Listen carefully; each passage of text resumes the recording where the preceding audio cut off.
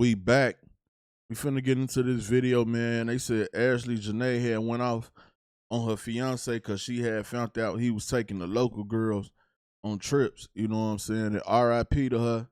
They say her family just got the body back. They waiting on the autopsy to come back so they can find out and see if what really happened to her is what they said what happened to her. But let's get into this. So, we have more updates about the Ashlee Jenae and Joe McCann case from the Director of Criminal Investigations and locals down in Zanzibar. Now, what you should know is that a lot of what is being reported is in Swahili because it's info coming from the locals. But y'all are in luck because your girl understands the language, so I can assure you that nothing will be lost in translation. There are details about how Ashlee and Joe had several heated arguments from the moment they stepped in Zanzibar, how Joe was a frequent— Let's see. That's one of the first red flags. You know what I'm saying? You know, they tried to say she took her own life, but whole time that she was there with her fiance, they was having arguments and getting into it so bad that they had to be separated and put in different rooms. Visitor in Zanzibar and wasn't a visitor at the resort, and how they argued because he would leave Ashlee in the villa to go and hook up with local women.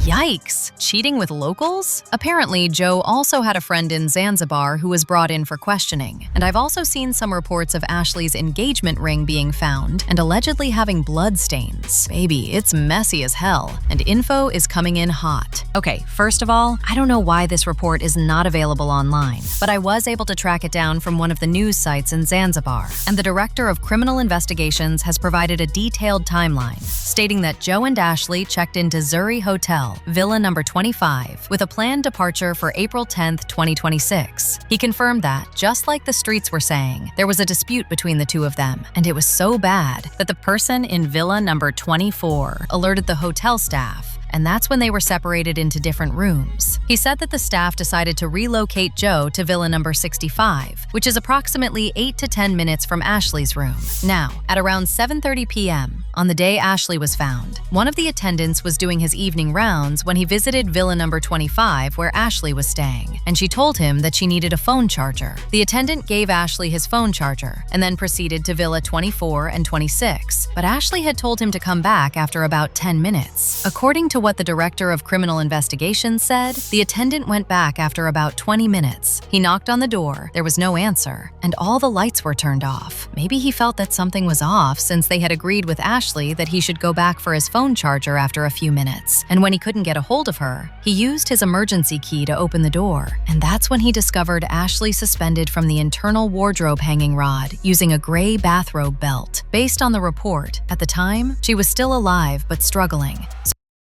All right, so let me get this straight. They saying she did this with a hanger and a belt to the bathrobe.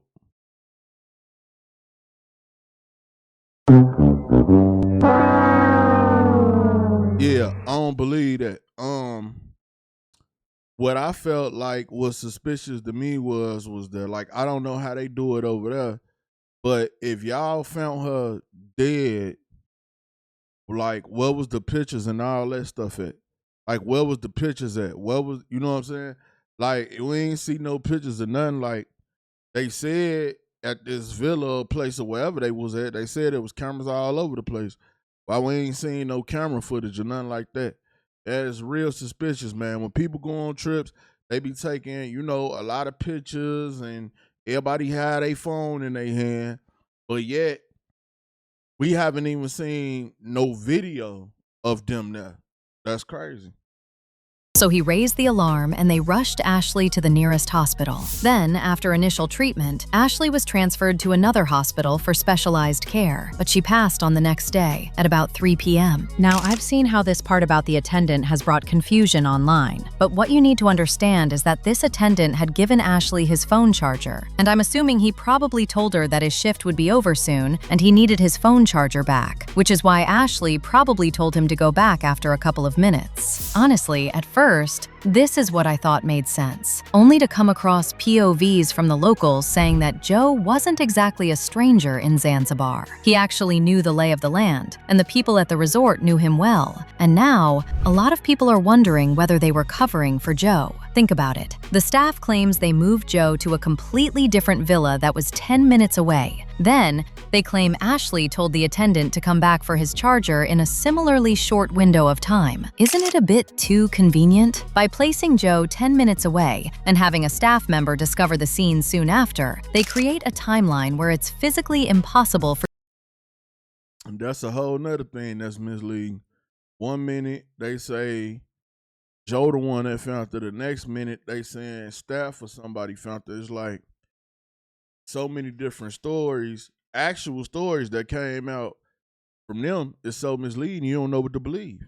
For Joe to have been in the room. To some people, considering these are people he apparently knew before, it feels less like a carefully constructed alibi to prove there's no way he could have committed a crime. And here's the thing. The locals are saying that because of that familiarity, Joe was well aware of how things worked behind the scenes, specifically the fact that the local police and the staff could be bribed. It definitely adds a different layer to the story when you realize he chose a spot where he knew he could likely buy his way out of trouble if things went south. Apparently, what the police are not saying is that they took about 10 people into questioning, including the hotel staff and a white friend of Joe who was in Zanzibar at the time. Like, this man was so at home in Zanzibar that he even had foreign friends there. Plus, it also doesn't make sense that Ashlee's family is still being kept in the dark about autopsy results, even though it's been completed. Her father had to fly to DC just to get US officials to help communicate with Tanzanian authorities, but they're still not releasing her body or the findings. Like, what are they really hiding?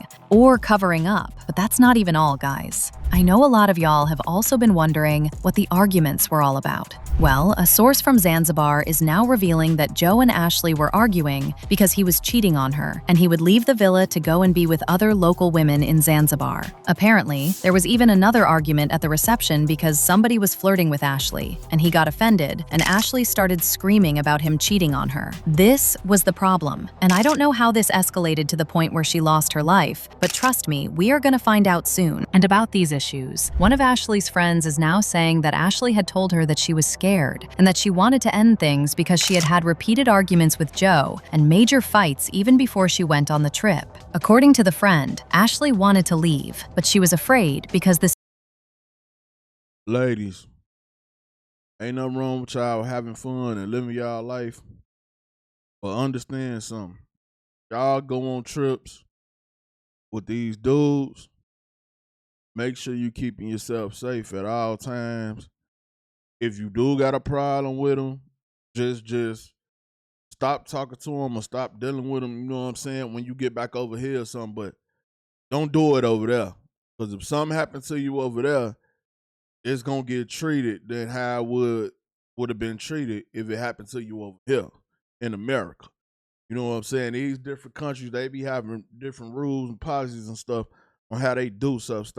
Just to be on the safe side, just make sure, you know what I'm saying, y'all ain't out there bopping around. Bop it! And y'all keep yourself safe.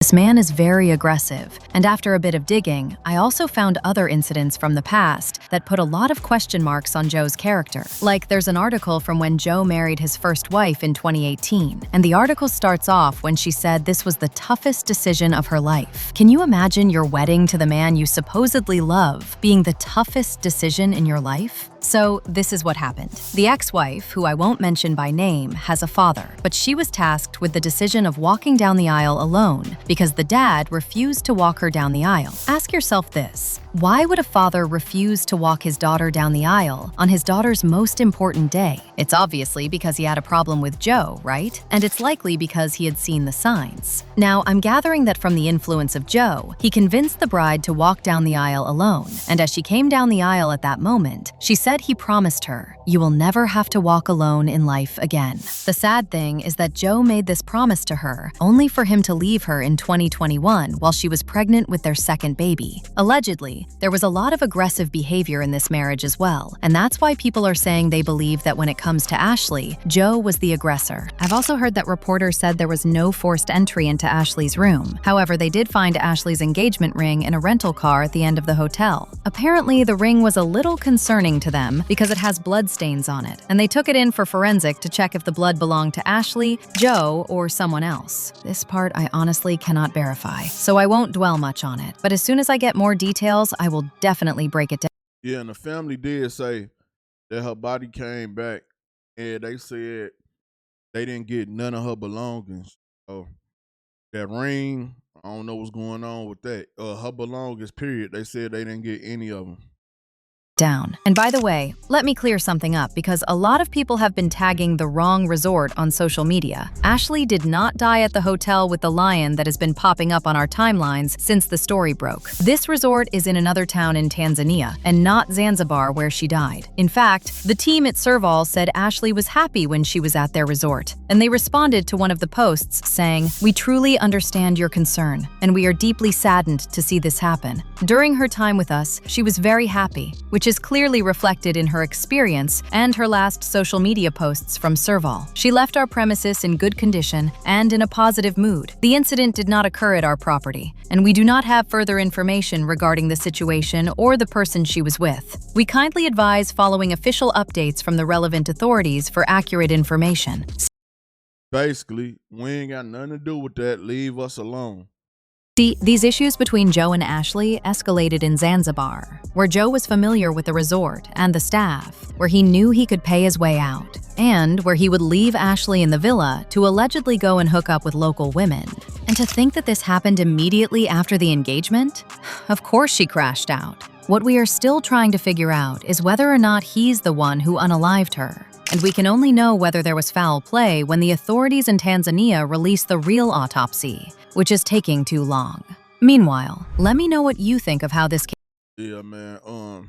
Rest in peace to Ashlee, man. Like I said, y'all women out there, y'all be safe when y'all out there taking these trips, man. But make sure y'all check out the playlist, man. I'm out.